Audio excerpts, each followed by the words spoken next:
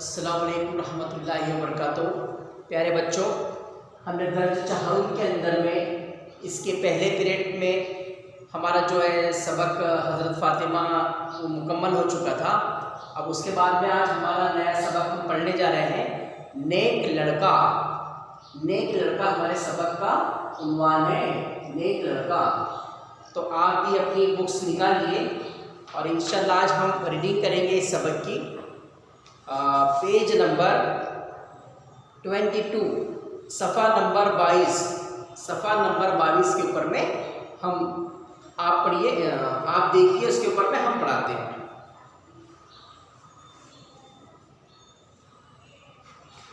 نیک لڑکا۔ اکرام اپنے پڑوسی کی دوائی لانے جا رہا تھا۔ اکرام اس کا نام تھا، اس بچے کا۔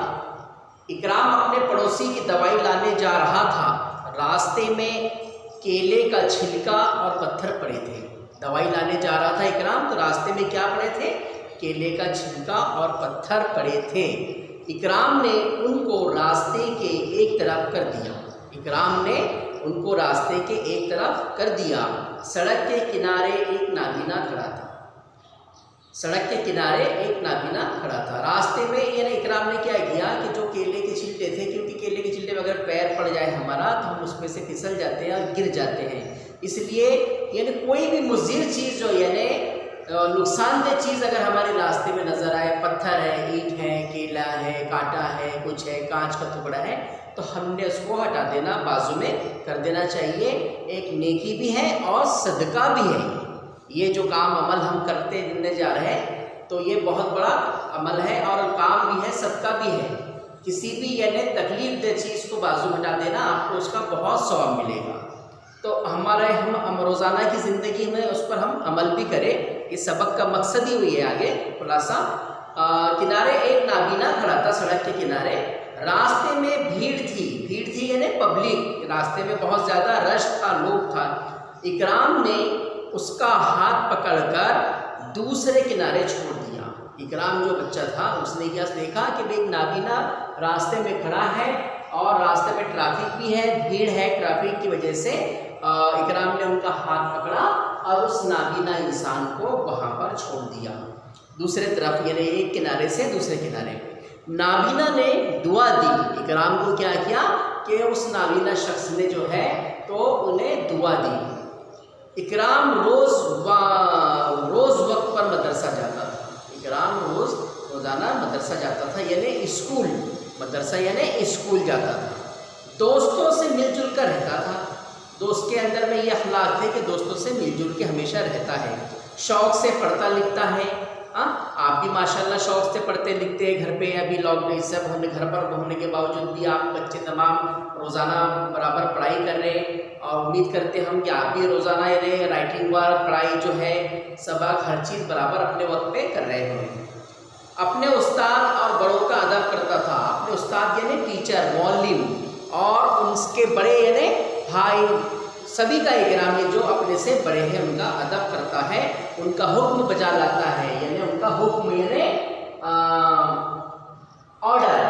حکم میں ہم نے یہاں پر الفاظ لکھ کے رکھے، حکم یعنی آرڈر۔ نابینا بلائنڈنس انسان کو نابینا کہتے ہیں۔ ٹیچر یعنی معلم، استاد۔ مدرسہ یعنی اسکول۔ ابھی جو ہم نے سبق کے اندر میں جو دوران میں جو الفاظ آئے تو آپ کو اس میں سمجھنے کی آسانی ہوگی کہ مدرسہ اسکول کو کہتے ہیں اور نیبر ادب وغیرہ رسپیکٹ کو کہتے ہیں۔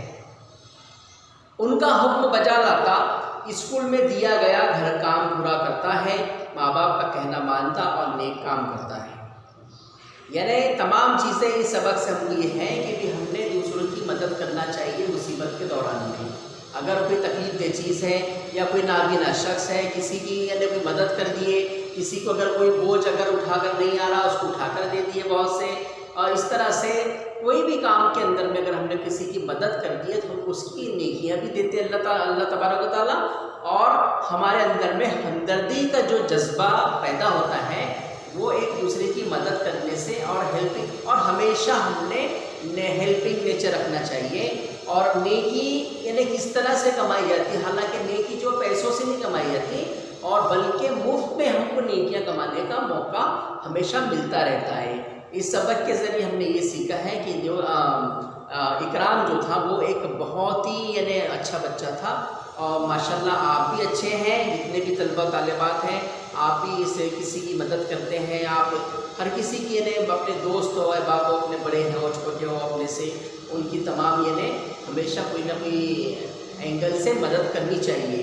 اور ماشاءاللہ میں آپ کو آپ کے بکس پر بھی یہ لکھے ہوئے ہیں الفاظ مانی، ٹھیک ہے، یعنی معلم کو انگریزی میں کیا کہتے ہیں؟ ٹیچر، نابینا کو کیا کہتے ہیں؟ بلائنڈ، حکم یعنی آرڈر، مدرسہ اسکول، پڑوسی کو کیا کہتے ہیں؟ نیبر، ادب کو کیا کہتے ہیں؟ رسپیکٹ۔ اسی طرح سے انگریزی سے اردو میں رسپیکٹ یعنی ادب، نیبر پڑوسی، اسکول مدرسہ، ٹیچر معلم، بلائنڈ نابینا، آرڈر حکم، ٹھیک ہے، یہ الفاظ بانی آپ کو یاد کرنا ہے اور اپنی بیاض کے اندر میں لکھنا بھی ہے، اور اس کو سبق کو بار بار آپ پڑھیں گے، حالانکہ مختصر چھوٹا سا سبق ہے لیکن بہت سبق آموز ہے، یعنی ہم کو سیکھنے کے لیے بہت اچھا سبق ہے۔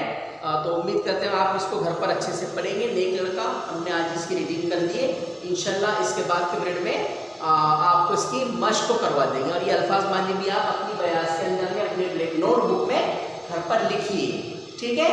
اللہ حافظ، السلام علیکم۔